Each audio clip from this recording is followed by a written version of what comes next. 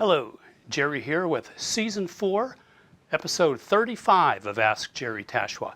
If you want to ask me a question, simply go to my website, which is www.tachoir.com, Tachoir, and in the upper right-hand corner is a little Contacts tab. Just click on that, fill out your name and email, and you can ask your question, and perhaps we'll do one of these videos. This is going to be a rather unique episode in that in the last several months, I've received this exact same question probably 8 times from different people. And it has to do with how to play thicker, richer chord voicings to have a bigger sound on not only the vibraphone, but on the marimba as well. And so I did a virtual clinic. This was a couple months ago for the Percussive Arts Society.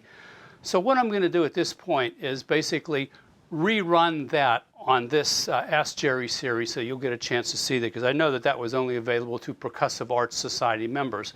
So anyway, I'm going to rerun this, and it's talking again about playing bigger, thicker chords and expanding your chords so you get a bigger sound so that we can compete in the contemporary world that we live in now with piano players and guitar players and the notes and the volume that they have. So we have to be able to find a way to make it work. So I hope you enjoy it. Thanks, and we'll see you at the next time.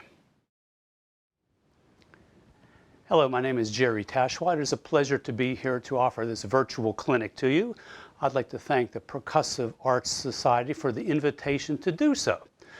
Today's topic is going to be on creating richer sound with mallet instruments regarding chord voicings. And most of us in the percussion world, we tend to start out as drummers. We get into learning this snare drum and being able to read rhythms and advanced rhythms, through the use of snare drumming. And then we progress into the other parts of percussion, usually drum set. Then we get into timpani and xylophone, marimba, vibraphone, et cetera, et cetera. Once we get into the vibraphone or the marimba, any kind of mallet instrument, then becomes the issue of how do we play these melodies and how do we play these harmonies, and now we're introduced to all that we never had to deal with before. But today's topic is going to be a little bit more refined, in which I want to talk about how we as a mallet player, whether again it's a vibraphone or marimba, can basically compete in the world of guitar players who have amps that go to 11, they have 6 strings and all the availability they have with the huge range, and piano players, which has obviously 88 notes and 10 fingers to play. So they can really do some amazing sounds on these instruments. Here we are, a vibraphone player in this case, playing an instrument that's predominantly 3 octaves. Fortunately, I'm with another company that I play an instrument that I call finished. It's a 3.5 octave instrument. And I love this instrument. It has opened up the world to me in terms of availability and just lines that I've always wanted to play. So anyway, how do we then, as a mallet player, compete with, like I said, guitars and piano players? Well, the first thing we have to understand is that when we first start learning chords, as a mallet player, we're going to start learning all our C major 7, C dominant 7, C minor 7, C minor 7, flat 5, C diminished 7, all the chords that are available to us. And we usually learn them in root position. So here's our first chord. Here's a C major 7 chord. C, E, G, B. It's a C major 7 chord stacked in tertiary harmony. No big event. It's a nice chord. It works very well. It serves the purpose of harmonizing that particular sound. However, it's not a very big chord. It just has a nice blend of sound. As we progress musically, we start to get into inversions. First inversions where it's the E on the bottom, E, G, B, C. First inversion, second inversion, the fifth on the bottom, et cetera, et cetera. So we play these different inversions. However, they're still smaller than an octave. And when a chord is smaller than an octave, its sound is somewhat limited. Again, it's a useful chord, and I use it a lot for different situations. But as I develop musically, and as I develop getting more aggressive as the song is becoming more aggressive, I need to find chords that have power. And one quick way that I found out, and by the way, this is in my method book, which is called a contemporary mallet method. I have a whole subject, a whole chapter on this, where I talk about expanding the chords to making a bigger sound, bigger than an octave, to allow us to compete. And one quick way to do this, and it's real interesting. Take that first chord, C major 7. Here's the way it is, tertiary harmony stacked in thirds. All I have to do is replace the outside two voices. So the root that's on the bottom, I'm going to put it on top. The B major 7 that's on the top, I'm going to put it on the bottom. And all I've done is taken this chord and exchanged places with the outside two voices. By doing that real simply, it has created the same chord, but bigger than an octave, which gives me a bigger, more open sound. Listen to it. Here's the original chord. Here's the one exchanging the outside two voices. Original. And you can hear, it's just a more open, bigger sound. Now, there is this situation in this chord that you have to be aware of. The situation is that the outside two voices that I just created by putting the 7th on the bottom and the root on top is an interval of, it's a flat 9 interval. Flat 9 intervals are just like intervals that you have to avoid. They're very dissonant. So, in the confinement of an instrument that doesn't have to tune, such as piano, organ, vibraphone, marimba, these kind of instruments, this chord is fine because it works, it just blends, it's just a very rich chord. However, if you would write this chord for, say, 4 trumpets, where they're always dealing with intonation issues, then the problem comes that the guy playing the bottom B will be hearing the flat 9 with the C, and he want to go sharp to try to, just to make it sound better. And the guy that's playing the C on top, he'll be hearing the discrepancy and the dissonance with the B on the bottom. He'll want to go flat, so you have intonation issues. Now, if that becomes a problem, one way around it is to start substituting specific notes. So here's the original chord. Here's the chord expanded. Now, if you didn't want that degree of dissonance, that flat 9 interval of the B and the C, then you could substitute tension 9 for the root. Now remember, the root is now our top note. So by substituting it up there, it makes it the chord even a little bit bigger, and with that becomes a bigger, warmer sounding chord. So here's the original. Here's the one expanded. Here's the one with tension flat, tension 9. So it doesn't have quite the friction of that dissonance of the flat 9, but by being bigger, it's still a thicker, warmer sounding chord. Again, I do have all these mentioned in my book, and you can get a hold of that and review that chapter so you can understand it a little bit more. And it works for any chord, any inversion. C minor 7, exchanging the places. C diminished 7, exchanging places. So you're just getting a bigger sound by simply doing that. Now, if you would look at this chord and analyze what has become, it's actually what's known in arranging as a drop 2 chord, meaning that you're taking, in this case, you're taking the note C and you're voicing it down. So there's talking about C major 7. So our top melody note is C. Well, the next note down is a B. The next note under that is the 5th, it's a G. And then you have the E and the C. So C, B, G, E, C. That would be the notes that you would have going down. So if you drop the second note, the B, down an octave, you're dropping the second voicing that's called a drop 2 voicing. So here's the original. Here's C in the melody. Here's a B. Here's a G and E. That's the chord that I'm playing. It's part of a C major 7. It's in first inversion. Okay, so if I took it and I put the B then, drop 2, meaning I'm dropping the second voice down an octave, that's the original chord that I was talking about. All we're doing is exchanging places with the outside two voices, creates a bigger sound, and it's also known as a drop 2 chord. So that helps out a lot. That's a nice way to start to understand how we can compete, how we can create some faster and bigger sounding chords. Now, there are two notes that are the characteristic notes of every chord, and that's predominantly the third and the seventh. These are known as guide tones.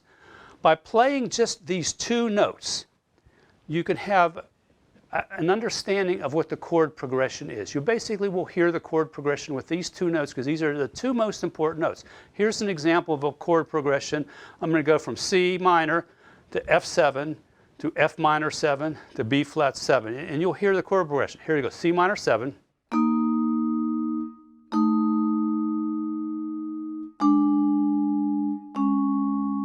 Okay, here we go, C minor 7, F7, B flat, E flat.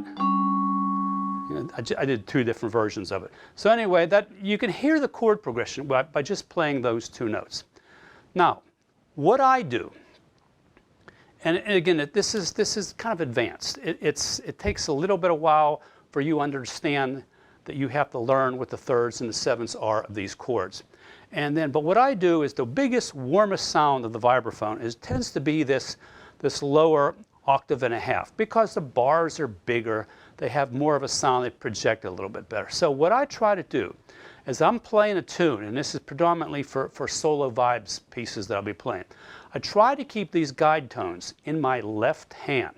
So my left hand is playing just the guide tones, and then I can fill it in with my right hand melody or another chord tone or tension or improvisation, whatever I'm doing. But I'm kind of keeping the sound of the essence of the chord progression going on in my left hand through the use of guide tones. Now, I don't necessarily just play them as block chords, right? I mean, sometimes I'll play them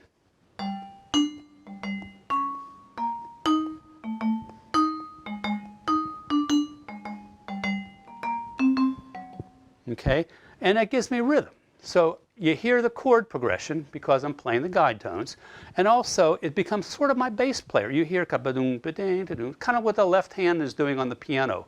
And when a piano player is playing, they're kind of keeping a little accompaniment figure going on and trying to support harmonically what's going on while the right hand does the soloing or playing the melody. So let me play a little bit of a tune, and you can understand, you can see and hear what I'm doing. This is just a standard piece, Stella by Starlight, and kind of keep an eye on my left hand and how it's generating the guide tones. And then occasionally my left hand will come up and it'll assist my right hand to play a melody line or something else that I got going on up there. But then it'll go back down and take care of business. So here's a little bit of Stella.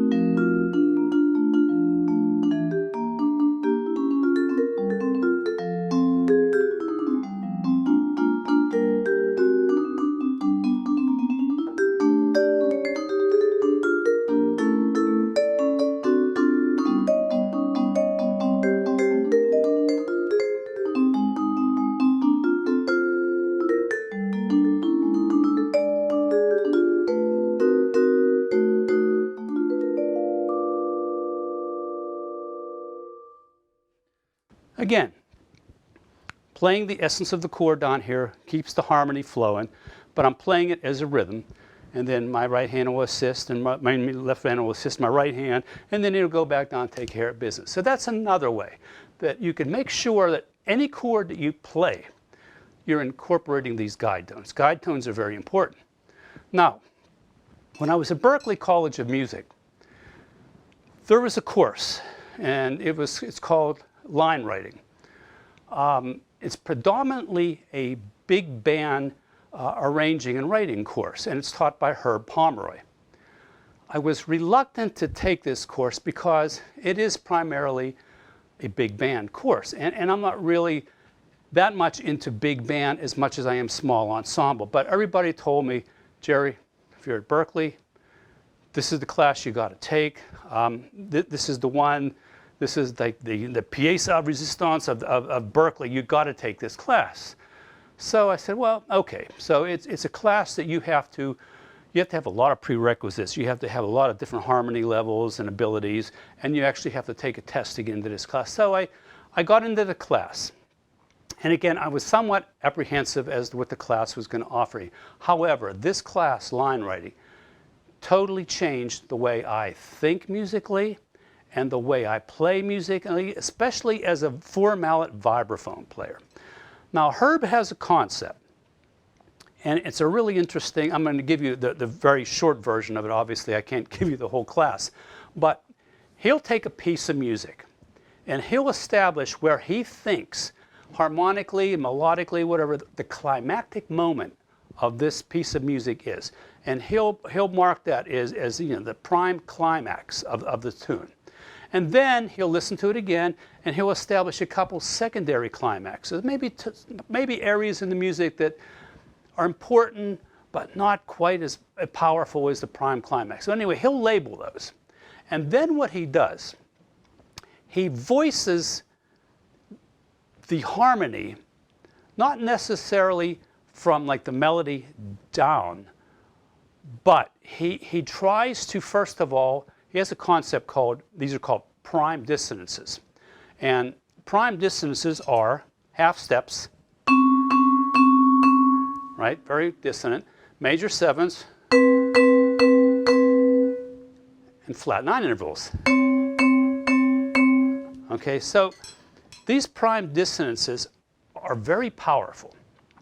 However, if you could incorporate them within a chord voicing, then that dissonance tends to get masked. However, it adds power to the chord. And let me give you a quick example. D minor 7, flat 5. Here's a D minor 7, flat 5. Tertiary harmony, D, F, A flat, C. Now, I'm going to get rid of the third, and I'm going to put a tension 11 in place, which is the note G. And that creates a half step between the G and the A flat within the chord, and that half step is a prime dissonance. So this prime dissonance then is going to give this chord what Herb called 1 PD, which means it has one prime dissonance. So here it is. Here's the original chord. Here's the prime dissonance chord.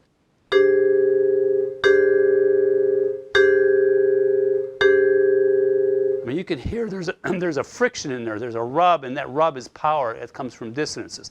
Now, the more prime dissonances that you put into a chord, the more they get richer. In other words, if you had a chord that had 2 prime dissonances or even 3 prime dissonances, which means 3 of the intervals of a half step, a major 7, or somewhere a flat 9 interval that's permitted, then it gets more and more powerful each time you add these prime dissonances. Now, there are a lot of rules that go along with this whole course. I'm giving you the extreme, dumbed-down, simple version how to think in terms of playing chord voicings. But when he actually gets to the point where he voices his primary climax of a song, say he voices it for, I don't know, 4 or 5 trombones or something like that, and he's looking for as many prime dissonances in that chord voicing that he can get. You know, prime dissonance, maybe he can get 3, maybe he can only get 2, but those 2 are very powerful. So everything then prior to that climactic moment then will not exceed the prime dissonances that he put at the climactic moment. So if he's got 2 here, then everything prior to it and building up to that area will only have 1. And then the way he writes the lines, which is again the name of the course, allows for intervallic relationships to happen. In other words, he doesn't just go like normal people would, where you voice the melody down, you know what the melody is, a note is a D, and you're putting a C7 chord, so it's D, B flat, G, E, and then you go to the next chord, next melody note. He thinks more linearly, and when you do this kind of thing, what happens then is, well, first of all, if you didn't do that, if you went the traditional route of just taking the top note and harmonizing it, thinking down, generally the 4th trombone player, his part is something like It's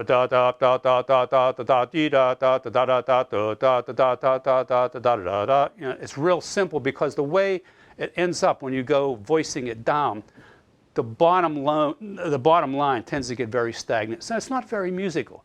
I mean, it wouldn't be fun to be like the fourth trombone player and that was your part. So anyway, he goes through it and he just has these rules of allowing you to create interesting lines and establishing these lines so that each voice, each trombone part then in this case, would have a nice melodic line, somewhat counterpoint to the melody. You know, contrary motion to the melody is a good starting point. Like he'll take the bottom note and the top note and he'll create contrary lines, and then he'll fill it in, and sometimes the lines actually cross where maybe the third trombone player is actually coming above the second trombone player. But each one of those lines, and as the music is going by, is a melodic idea. And with that, it's just way more musical than da da da da da da da da da da da da da, you know, that you would have to play as your fourth part. So these are all the things as a mallet player that I'm thinking about all the time. As I'm playing chords, as I'm playing with a soloist and I'm supporting them harmonically, if they're being aggressive, in other words, they're really like cooking over there, I might just kind of play real open, kind of staying out of their way. Vice versa, if they're being very open and just kind of, you know, playing nicely, then I could be a little bit more melodically powerful and rhythmically powerful and put some chords in there. But I don't start out with these power chords like right at the beginning. I start my tune simple, trying to just make nice open chords. I mean, I'll expand the chord like I talked about the very first statement, just to get an open, airy kind of sounding chord. But as the tune progresses, as we build up in tessitura and get to that climactic moment of the tune, then I'm looking for these power chords. Then I'm looking for how can I create some prime distances within these chords, and just it takes a lot of mental complication. I mean, you're really thinking it through, like where is it, and again you have to abide by these rules that Herb gave you, which is very important. And also, the other thing I didn't even mention yet is on mallet instruments, well, especially vibraphone, I can not only play 4 notes, but I could go ahead and re-attack another set of 4 notes while it's ringing. You know, I could play like C minor 7. I can go ahead and add to it. And so that is another way of me getting powerful chords. Trying to incorporate the guide tones in the left hand, the fattest area of the vibraphone, really helps a lot. So these are all the kind of things you need to think about as you're creating these thicker chords and trying to, you know, make it make sense with what's going on musically. And it's a challenge. It takes a little bit of work. You have to know your chords. And again, my first thing is learn your chords, right? Playing any chord, any position, right? And then don't play it that way, but then expand the outside voices. So you've got a fatter chord. And again, you're keeping it simple. You're just thinking about the chord, but exchanging places with the outside 2 notes, and that gives you a more airy sounding chord. And then later on, you can start incorporating some of these prime distances within a chord and finding how those make sense and how they sound to your ear, and that'll give you the power. By duplicating more notes or playing the additional tensions up here on the upper octaves of the instrument is another way of increasing the power of the chord. And these are all things that are like going through your head spontaneously as you're creating this. And it takes a while. This is not an easy technique for anybody. Again, most of us, like I said, percussionists come through the world, and we're lucky if we can play a C major chord in root position. And that's what happens for a long time. I mean, for forever and ever, every time you need a C major chord, this is the one you're going to play. Whether you're up here, you remember C major 7 chord, this is the one you want to play. You want to play an F chord, you come down here. And all that moving around, playing chords in root position is very elementary. Okay, so we want to definitely start working on our ability to have a smooth voice leading from chord to chord. So like you're playing a C major, C minor 7, F7, B flat minor 7, E flat 7, A flat, D flat, D minor 7 flat 5, G 7, C minor 7. So you see, as I'm playing these chords, really one or two notes is moving. If I have a constant note that I can carry over to the next chord, I'll just hang on to it and just take the important note that moves and allow it to make the identity of the chord. Voice leading. Again, that's another thing that is really hard to get a concept of. And I advise you to just start slow. Just hold your chords, like C minor 7. Just look at it on the keyboard. Okay? And then you say, okay, I have to get to an F7. Well, what can stay? I got a D up here, got an E flat, I got a G and a B flat. Well, definitely the B flat has to go. So I'm going down to an A. So that's the third of an F7. And if you look at my left hand, I have the third and the seventh. There's my guide tones. I already have the guide tones. So the essence of the chord is there. The thickest part of the chord is identified. So now I can fill it in with tensions or chord tones. So I already have the G. The G is a tension 9 on an F7. And I have the D. The D could be the 13. Well, if I don't want the 13, I could easily just come down and play the 5th. So here I went from this, here's C minor 7, to this. Not a lot of motion.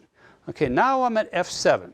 I got A flat, E flat, tension 9, G, and the 5th. Okay, got those. Now I want to get to a B flat major 7 chord. Well, I got the major 7 in my left hand on the bottom. That A, that's the 7th. This E flat needs to go. I need to bring that down to the 3rd. There's my guide tones. There's my 3rds and 7ths already in my left hand. Now, to fill in with the rest of it, I could actually just stay where I am. This could be the 13 of a B flat chord, and this could be the tension 9. If the 13 was something I really didn't want, I really wanted to emphasize more of the B flat major, then I can go down to an F. And again, just two notes really move, just from here to here. Everything else stays the same. And that's called voice leading. Voice leading is just something you've got to take your time, do what I just did, lay it out on your keyboard, analyze the next chord, what needs to be moving, and then make it move, and then stop there and hold it, and then say, okay, as I go to the next chord, what can I keep? What do I need to get rid of? I want to make sure I have the guide tones somewhere within this chord voices. I want to have the 3rds and 7ths, very important, those two notes. Whatever I do, I got to find those and make sure they're coming out.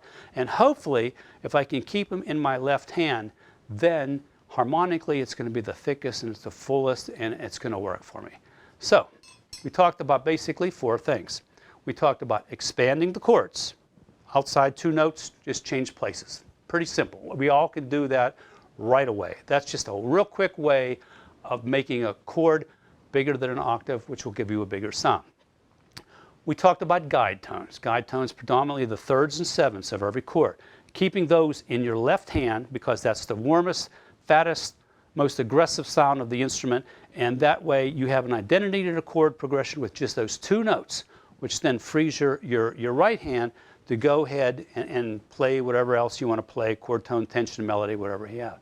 And then the concept of incorporating prime dissonances. Within any one of those chords that we talked about, then you have to find out, okay, where is the permissible flat 9, major 7, or half step that I can incorporate within this chord to make it sound fuller.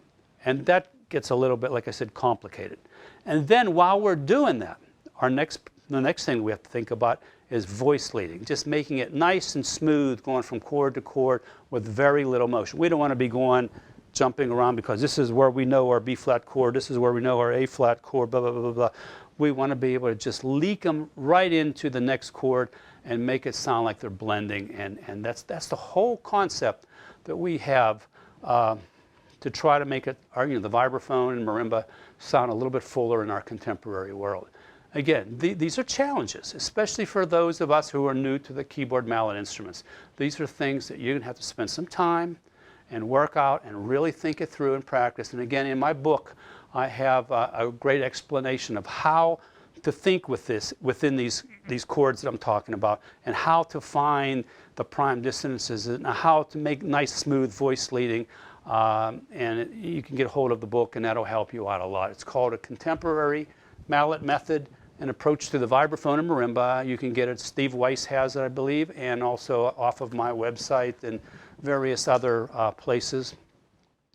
So anyway, that's all I have to offer in terms of trying to understand the concept of creating thicker, fuller sounds on the vibraphone and marimba, and to allow us to compete in a contemporary world with guitar players and piano players, and hopefully that maybe this will open more work for us, where a band might consider hiring a vibraphone player as opposed to a guitarist or a piano player, because we can do the same thing. Unfortunately, we obviously have a limited range. Fortunately, with me, I have a 3.5 octave vibe, so I've got a little bit more room. But we can still compete harmonically if we use these techniques within our playing, and it tends to sound really good. So thank you so much.